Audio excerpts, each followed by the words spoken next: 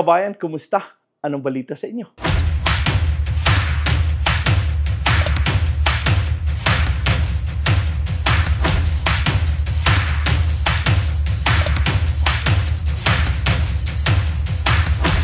mga job seekers na naghanap ng mga trabaho opportunities sa Canada, sana po ay makatulong ito sa inyo at panoorin nyo buo ang video natin dahil 40 katrabador ang kinakailangan at ito po ay walang placement fee. No?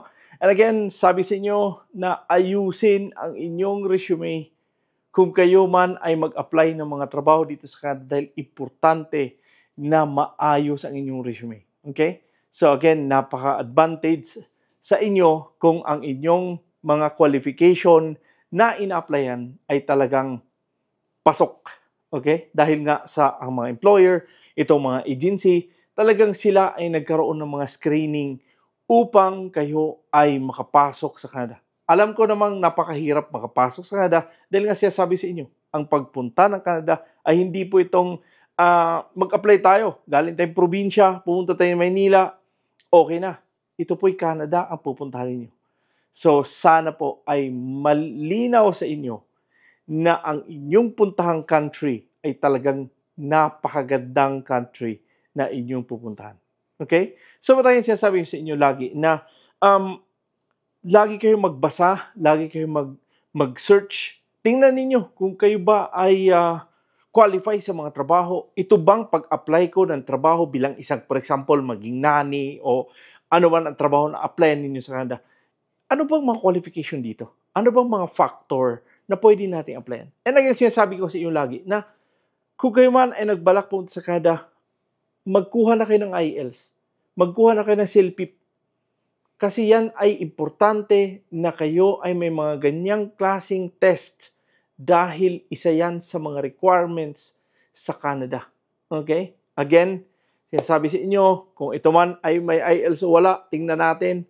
Basahin natin, sabay-sabay, tingnan ninyo, panoorin ninyo kung ito ba ay, kayo ba ay pwede dito mag-apply?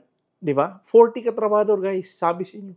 Meron tayong legit agency sa Pilipinas, meron tayong Department of Migrant Workers, puntahan ninyo dahil may mga listahan dyan. At ang Canada po ay walang placement fee dahil pinagbawal po yan. Okay? So again, sana po, ay makatulong man ito sa inyo.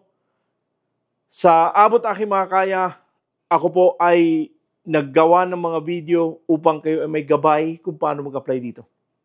Subalit again, tingnan natin dahil ito pong trabaho na to ay nasa workabroad.ph at tingnan natin itong trabaho na to. Okay? So halika, tingnan natin. So again guys, ito po ang trabaho ay long-haul truck driver.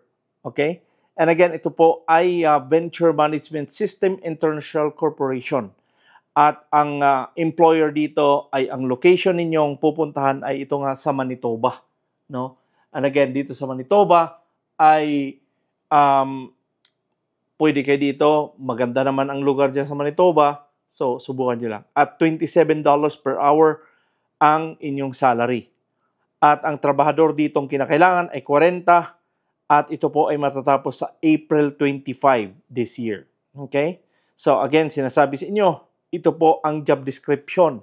Kung kayo man ay may mga sapat na qualification bilang isang truck driver, itong job description na to, kung meron kayong klaseng ganitong trabaho, kopyahin nyo at ilagay sa inyong resume, dagdagan nyo na lang kung ano pang mga ginagawa nyo bilang isang truck driver. Okay? So malaking bagay yan na kayo ay magbasa and then sa tingin niyo mag-apply.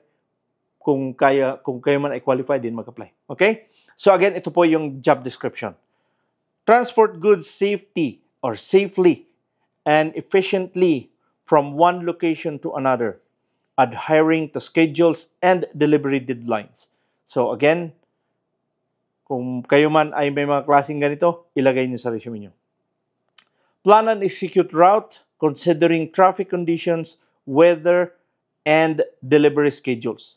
So, importante po yan na kayo ay marunong magbasa ng GPS upang kayo ay nasa tamang route kayo at nasa tamang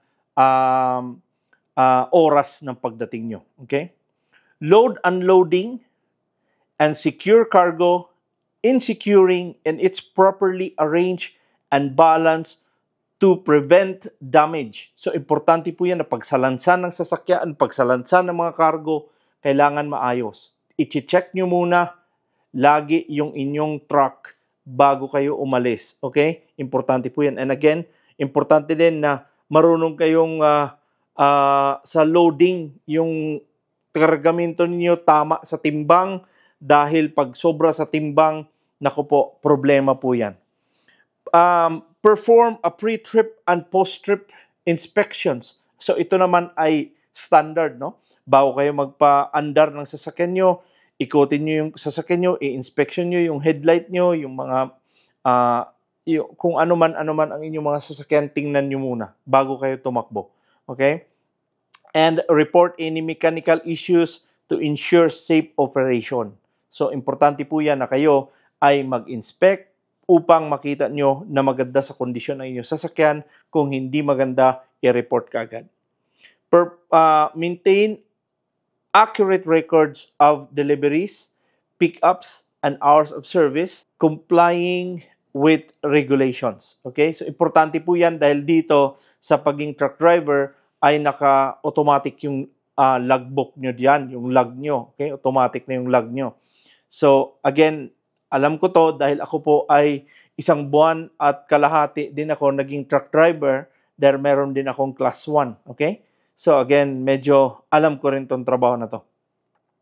So, again, ang qualification dito, kung kayo man ay may mga 2 years work experience, required po ito. Candidate must be at least a high school graduate, minimum of 2 years equivalent of class 1 experience. So, kung ano man ang inyong country na galing, importante tingnan ninyo na ang inyong driver's license ay magkatumbas ng class 1. Okay, importante po yan. Probably with IELTS General Training equivalent to CLB5. Again, itong IELTS na to na General Training, itong CLB na to ay equivalent lang din ito ng high school. Okay? So, huwag kayong matakot dyan dahil ito po ay parang exam lang na napakasimple na class 5 CLB5 lang ang inyong score. Okay?